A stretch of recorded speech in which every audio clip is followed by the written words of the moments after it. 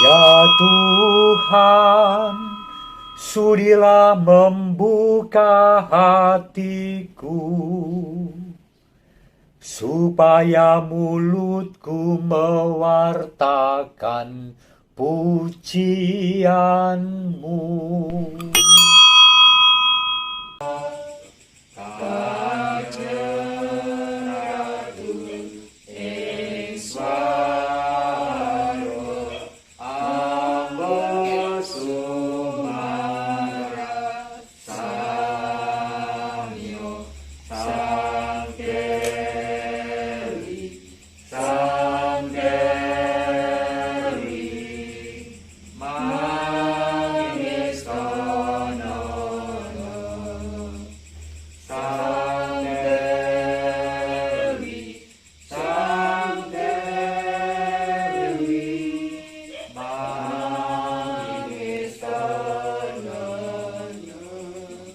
Dalam nama Bapa dan Putra dan Roh Kudus. Amin. Tuhan bersamamu. Dan bersama rohmu. Bapak Ibu lan para kadang, kalau malam ini kita nyenyun marang Gusti sakramen orang sakit, itu kita mohon kesehatan, mohon kesegaran, mohon pemulihan. Itu. Dan tentu saja seperti orang sehat juga, apalagi sakit, apalagi tua, apalagi renta, kita berserah pada Tuhan. Gitu? Supaya tetap semeleh urip aku panjenengan ora khawatir mergo Gusti njangkep. Mari kita siapkan dengan mengakui dosa. Tuhan bersamamu. Dan bersama rohmu. Inilah Injil Yesus Kristus menurut Santo Matius. Dimuliakanlah Tuhan. Ketika Yesus masuk ke kota Kapernaum, datanglah seorang perwira mendapatkan dia dan memohon kepadanya, Tuhan, hamba saya terbaring di rumah, sakit lumpuh dan ia sangat menderita. Yesus berkata kepadanya, aku akan menyembuhkannya. Tetapi perwira itu menjawab, Tuhan, saya tidak layak menerima Tuhan di dalam rumah saya. Tetapi ucapkan sepatah kata saja, maka hamba saya akan sembuh. Sebab saya sendiri seorang bawahan. Namun kalau saya berkata pada seorang prajurit di bawah saya, pergilah, ia pergi. Dan kepada yang lain, kerjakan ini, ia mengerjakannya. Setelah Yesus mendengar perkataan ini, heranlah ia dan berkata kepada mereka yang mengikutinya, sungguh, iman sebesar ini belum pernah kujumpai pada seorang pun di antara orang Israel. Lalu ia berkata kepada perwira itu, pulanglah dan jadilah bagimu sesuai dengan imanmu. Demikianlah Injil Tuhan. Terpujilah Kristus. Saudari-saudara, yang pertama saya ingin mengatakan saya senang bahwa panjenengan Bapak Ibu isih dalam kesadaran penuh ya winates ning toh sehat gitu kan, merindukan untuk menerima sakramen orang sakit. Maka matur nuwun ya, ngene iki sakramen orang sakit itu bukan hanya untuk mereka sing wis kaya wis mintip-mintip ya toh. Sosok kan ngono kuwi. Ora perlu. Wong iki sakramen belas kasih Allah kok. Nah, maka malam ini kita rayakan itu dalam kesadaran panjenengan dan kita semua ya memang merayakan sakramen Tuhan yang berbelas kasih. Ini nomor 1. Maka saya juga menganjurkan untuk saudari-saudara yang lain, bukan ketika sudah tidak berdaya apapun, apalagi di Wonogiri ini romonya juga winates mung loro wilayah adoh-adoh gitu. Mula kita menganjurkan kalau ada orang yang sakit, yang sudah rapuh, yuk kita rayakan sakramen minyak suci. Tidak usah menunggu dadaan. Nah, sing marake medeni kuwi mergo kebiasaan dadaan kuwi lho. Sehingga seolah-olah sakramen minyak suci kuwi marake mati. Pancen wis arep mati, gitu. Kamangka sakramen kesegaran, sakramen welas asih. Ada 2 sakramen welas asih dalem Gusti. Sing sepisan nek lara kuwi bab jiwa, bab masalah, bab beban berat dalam hidup, bab dosa, maka sakramen welas asih itu tampak dinyatakan dalam sakramen tobat. Ya kan? Kan cerita karo Romone ana ing ngarep dalam Gusti dan kemudian absolusi yang melegakan.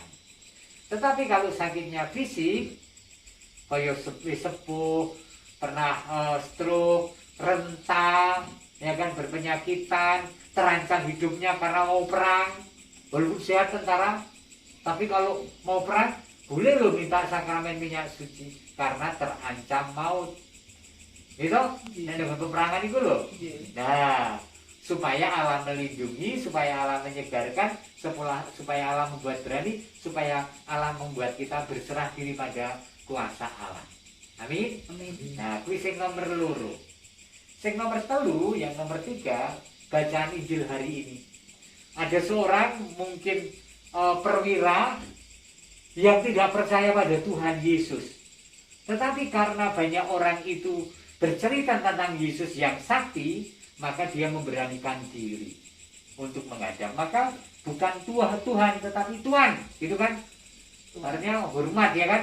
Tuhan, hamba saya terbaring di rumah sakit lumpuh dan ia sangat menderita. Percaya bisa jadi. Kira ki wong sakti njur matur, Gusti, prajurit saya atau pembantu saya sakit, tolong deh. Gitu. Terus kok dilalah Gusti Yesus ngendika, saya Gusti Yesus ngendika, aku akan datang menyembuhkan. Kaget. Terus matur, Tuhan saya tidak layak Tuhan datang ke rumah saya, gitu kan? Katakan saja pasti sembuh. Percaya. Dan ternyata terjadi. Sembuh. Hebat sekali. Itu adalah kepercayaan, itu adalah iman.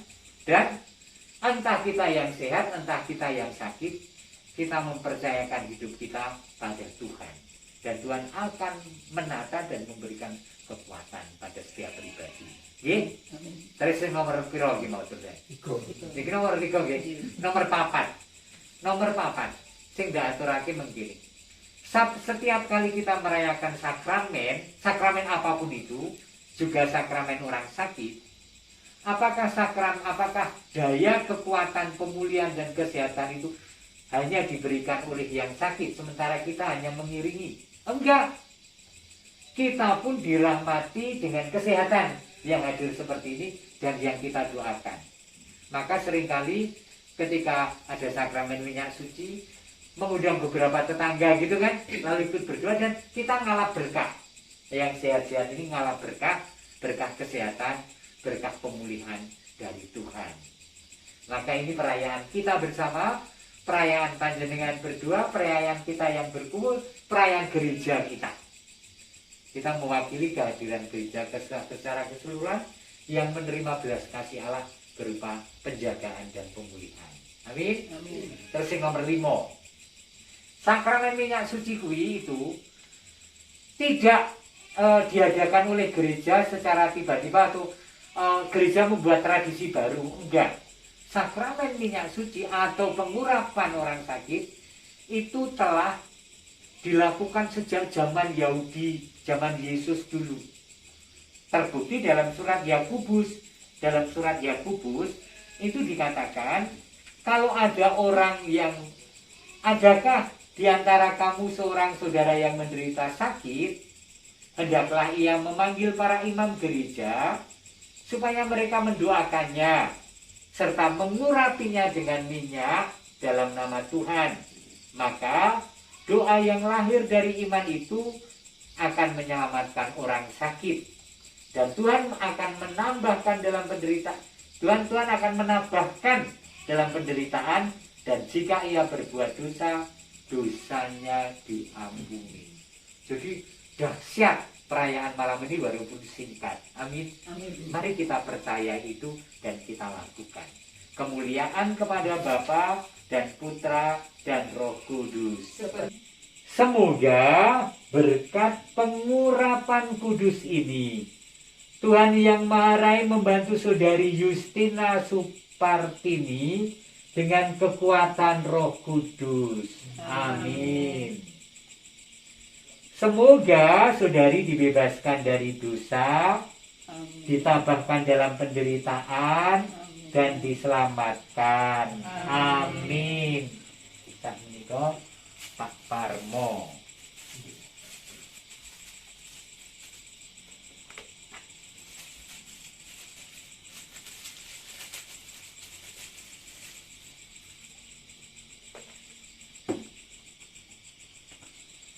Semoga berkat pengurapan kudus ini, Tuhan Yang Maha Rai membantu Saudara YB Suparmo dengan kekuatan Roh Kudus. Amin.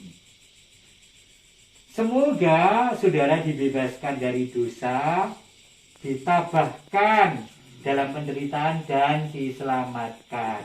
Amin. Lenggak malih.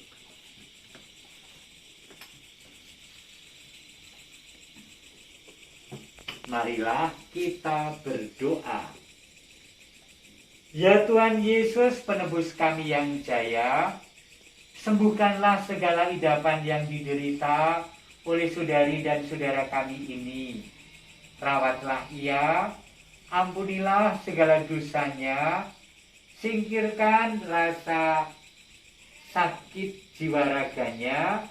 Semoga berkat belas kasih-Mu, ia menerima kembali kesehatan lahir batin, sehingga mereka dapat menunaikan tugas kewajibannya seperti sedia kala, sebab Engkaulah Tuhan dan pengantara kami kini dan sepanjang masa. Terimalah berkat Allah yang Maha Kuasa, Bapa dan Putra dan Roh Kudus. Amin.